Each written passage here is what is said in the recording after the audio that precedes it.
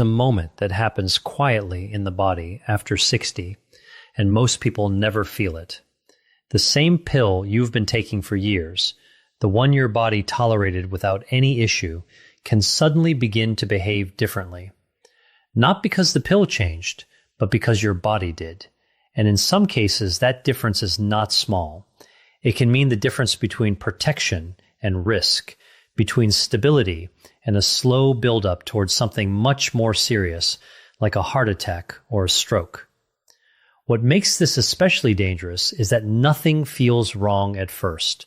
No warning sign, no pain, no clear signal, just a silent shift. And today, we're going to talk about 5 specific types of medications that after the age of 60 have been linked to an increased risk of cardiovascular events, especially when certain conditions are present or when they're taken the same way they were years earlier. But here's the part that matters most. This is not about fear.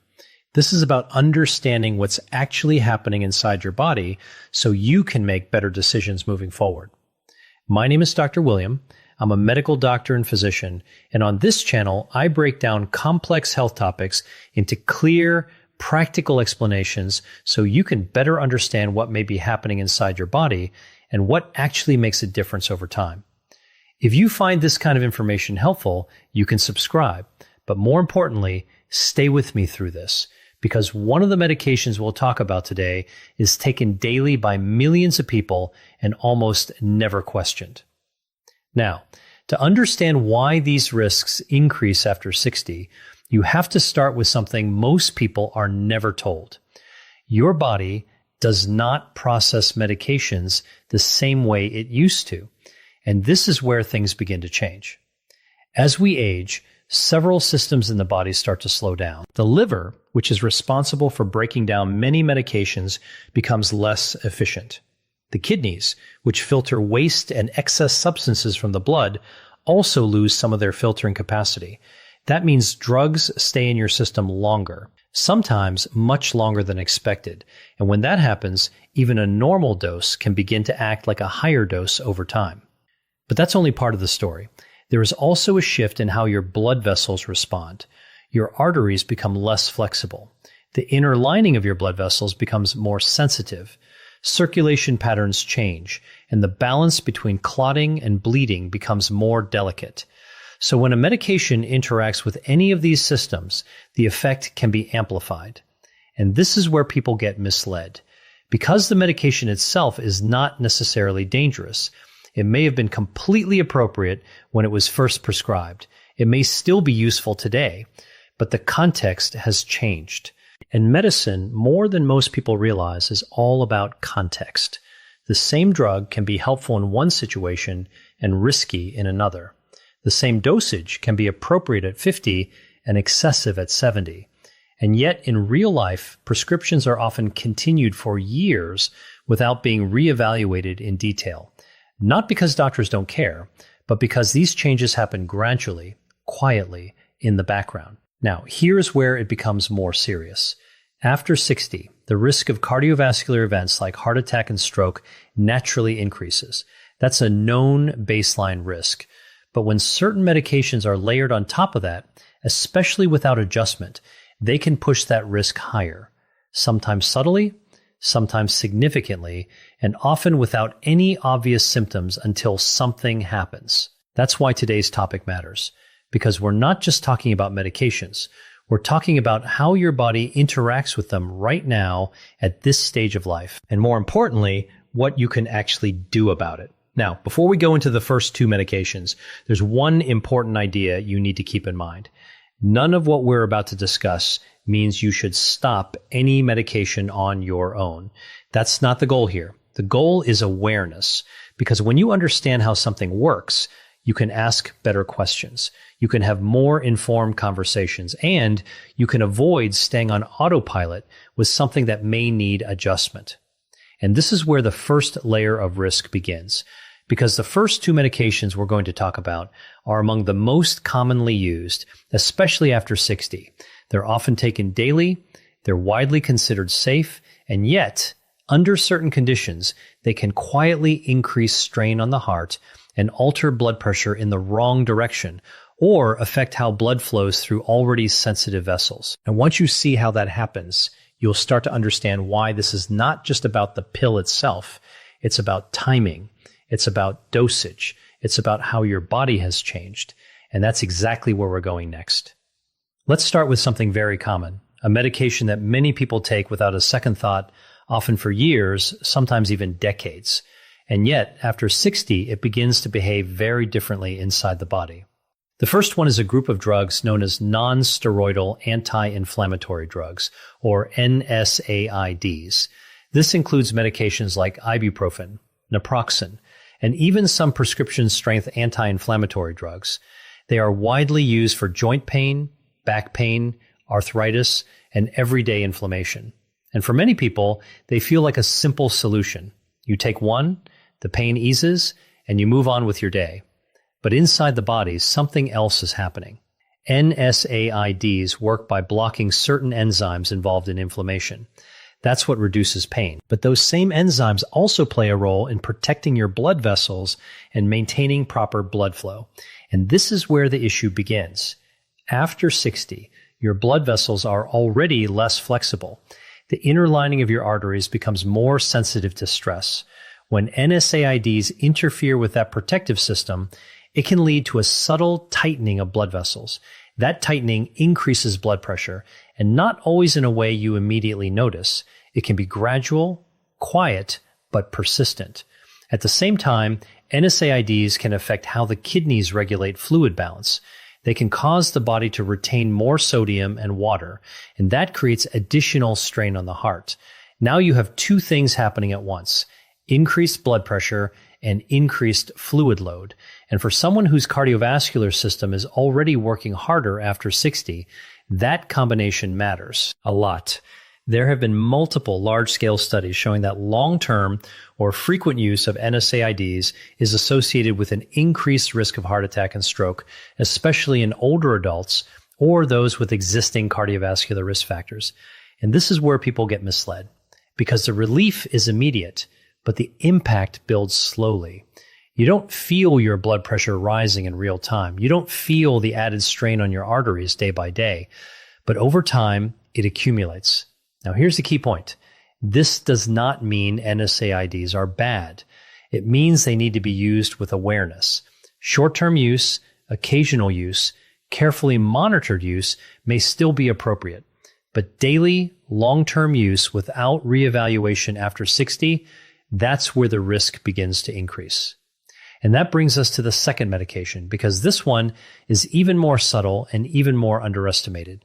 It's a class of drugs called proton pump inhibitors, often referred to as PPIs. These include medications like omeprazole, esomeprazole, and similar acid-reducing drugs.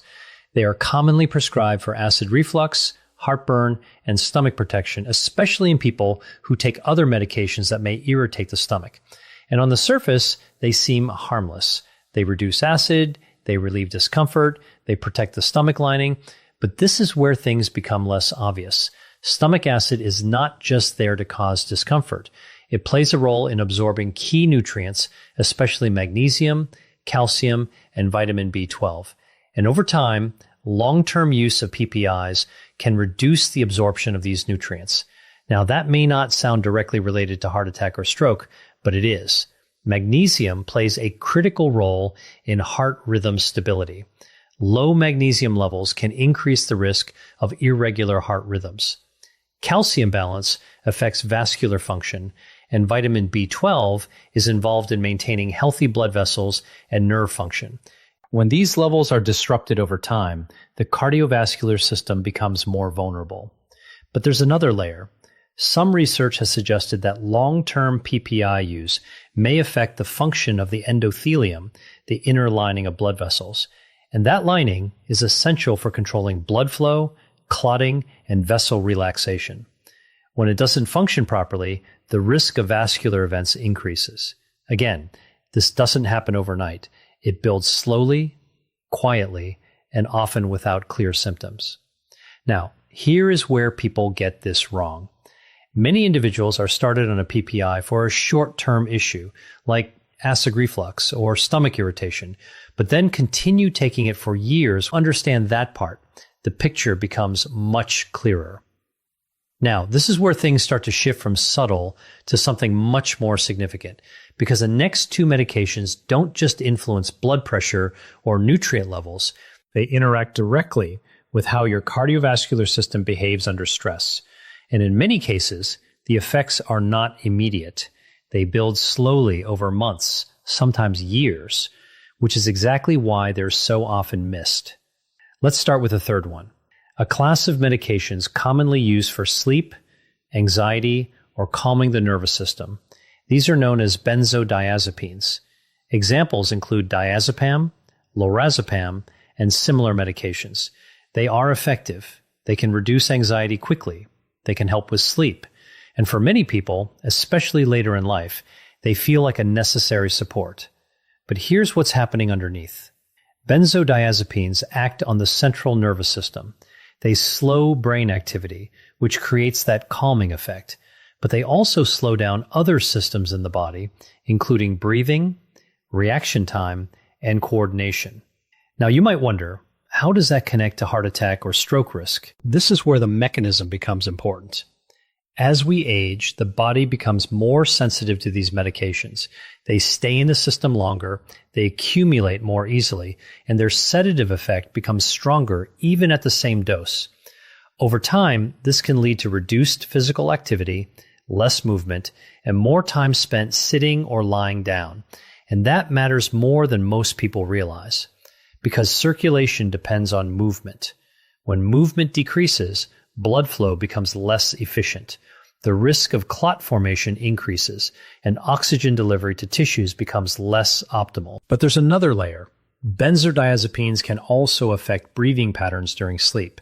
They can contribute to shallow breathing or worsen existing sleep-related breathing issues like sleep apnea. And when oxygen levels drop repeatedly during the night, even slightly, it puts additional strain on the heart. Now, you have a combination: reduced circulation, lower oxygen levels, and increased vulnerability in an aging cardiovascular system. And again, this doesn't feel dramatic. It feels like fatigue. It feels like slower mornings. It feels like normal aging. But underneath, the system is under more stress than it should be. And this is where the long-term effect begins to matter. Because over time, these small changes can contribute to a higher risk of cardiovascular events, especially when combined with other factors like high blood pressure or existing vascular disease. Now, here's something most people don't realize. The risk is not just from taking the medication. It's from taking it continuously without reassessment as the body changes.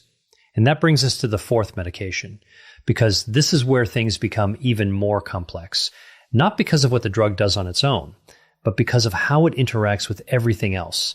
The fourth category is certain decongestants and stimulant-like medications. This includes drugs containing pseudoephedrine and some combination cold medications. These are often used for sinus congestion, colds, or seasonal discomfort, and they are easy to access. Many are available over the counter, which makes them feel safe, but their mechanism is very different. Decongestants work by constricting blood vessels. That's how they reduce swelling in the nasal passages, but that effect does not stay limited to the nose. It affects blood vessels throughout the body, including those connected to the heart. When blood vessels constrict, blood pressure rises, heart rate can increase, and the heart has to work harder to push blood through a tighter system. Now, in a younger body with flexible arteries, this effect is usually tolerated. But after 60, when arteries are already less elastic, that added constriction can become significant, especially if someone already has high blood pressure or is taking medications that affect cardiovascular function. And this is where combinations become dangerous, because many people do not take just one medication, they take several. A blood pressure medication, a pain reliever, something for sleep, and then, during a cold or allergy season, a decongestant is added on top. Individually, each one may seem manageable, but together they begin to interact. One raises blood pressure, another affects fluid balance, another slows the system down, and the body has to compensate. Now, here's where people get caught off guard, because the trigger event, the moment something happens, often seems sudden. But the buildup has been there for a long time. This is what makes these situations so misleading. It feels like it came out of nowhere, but in reality, it was a gradual accumulation of stress on the cardiovascular system. And this is why awareness matters more than anything else. Because when you understand how these medications interact, you start to see patterns. You start to recognize when something may not be working in your favor anymore. And that's where the next part becomes critical, because there is one more medication. And this one stands out not because it is rare, but because it is incredibly common, widely used, and almost never questioned. And once you understand how it affects the body after 60, it changes the way you look at it entirely. Now, this is the one that tends to surprise people the most, not because it's obscure, not because it's rarely used, but because it's everywhere, taken daily, trusted, and often assumed to be completely harmless. And yet, after 60, the way it interacts with your body can quietly shift in a direction that increases cardiovascular risk, especially when it's used without regular review. The fifth medication is low-dose aspirin. For years, aspirin was widely recommended as a simple way to protect the heart. A small daily dose, often called baby aspirin, was thought to help prevent heart attacks and strokes by reducing blood clot formation. And in certain situations, that is still true. For people who have already had a heart attack or a stroke, or who have specific high-risk conditions, aspirin can play an important protective role. But here's where things changed. More recent research has shown that for many adults over 60 who have not had a previous cardiovascular event, the routine use of aspirin may not provide the benefit people once believed, and in some cases, it may actually increase risk. Now, let's break down why. Aspirin works by reducing the ability of platelets to stick together. That helps prevent clots from forming inside arteries. But clotting is not just something harmful. It is also a protective mechanism. Your body uses it to stop bleeding when vessels are damaged. After 60, blood vessels become more fragile. The lining of the digestive tract becomes more sensitive, and the balance between clotting and bleeding becomes more delicate. So when aspirin reduces clotting ability in this context, it can increase the risk of internal bleeding, especially in the stomach or brain. Now, you might wonder, how does that connect to stroke or heart risk? This is where the nuance matters. There are two main types of stroke. One caused by a clot blocking blood flow, and another caused by bleeding in the brain. Aspirin can reduce the risk of clot-related strokes, but it can increase the risk of bleeding-related strokes. And after 60, especially without a clear cardiovascular history, that balance can shift. In some individuals, the bleeding risk begins to outweigh the protective benefit, and that's exactly what more recent clinical guidelines have started to reflect. Now, here is where this becomes even more important. Many people started taking aspirin years ago based on older recommendations and simply continued. No change, no reassessment, because it felt like a safe preventive habit.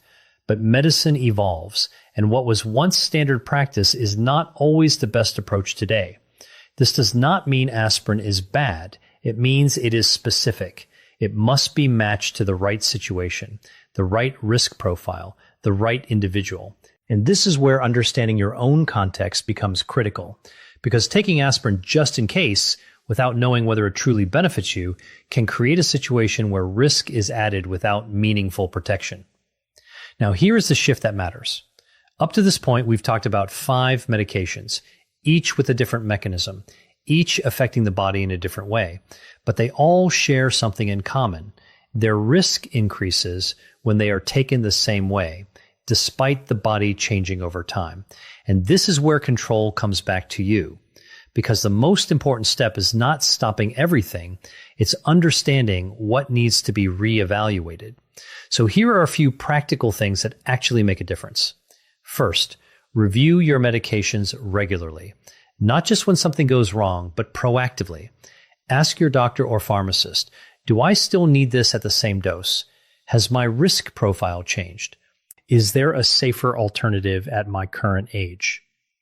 Second, pay attention to combinations. Many of the risks we talked about are not from a single medication, but from how multiple drugs interact. Even over-the-counter medications, even occasional use, everything counts. How you use it to protect your health in a way that is practical, realistic, and grounded in how your body actually works today. If there's one thing to take away from everything we've just covered, it's this. The real risk is not the medication itself. It's taking it the same way while your body is no longer the same. Because after 60, your body is not simply an older version of what it used to be. It functions differently. It processes substances differently. It responds differently under stress. And most importantly, it tolerates imbalance less easily. That means even small mismatches, small excesses, and small interactions can have a larger impact than they once did. And this is where many people unknowingly fall into a pattern. They continue what has always worked. They trust what has always been prescribed. They follow the same routine day after day, year after year, not realizing that the context has shifted. And this is not about doing something wrong. It's about something that was never clearly explained. Because in medicine, there is a concept that doesn't get talked about enough. Not everything needs to be added. Sometimes things need to be adjusted, reduced, or reconsidered. And that process is just as important as starting a treatment in the first place. Now, here's where this becomes empowering rather than concerning, because once you understand this principle, you start to see your health differently. You stop looking at medications as fixed, permanent solutions, and you begin to see them as tools that need to be used at the right time, in the right way, for the right stage of life. And when that alignment is correct, they can be incredibly helpful. But when that alignment drifts even slightly, that's where risk begins to build. Now, think about the 5 medications we discussed. Pain relievers like NSAIDs, helpful for reducing inflammation, but capable of increasing blood pressure and fluid retention when used long-term. Acid-reducing drugs like proton pump inhibitors, useful for protecting the stomach, but capable of affecting nutrient balance and vascular function over time. Benzodiazepines, calming the nervous system, but potentially reducing movement, altering breathing, and affecting circulation. Decongestants, clearing the sinuses, but tightening blood vessels and raising cardiovascular strain. And aspirin, protecting against clot formation in the right context, but increasing bleeding risk when used without clear indication. Each one has a purpose, each one has value, but each one also has a threshold, a point where the balance can shift. And that point is not fixed. It moves with age. It moves with changes in your body. It moves with other medications, with lifestyle, and with underlying conditions. And that's why awareness matters more than anything else. Because awareness leads to better questions, and better questions lead to better decisions. Now here's something simple, but incredibly powerful.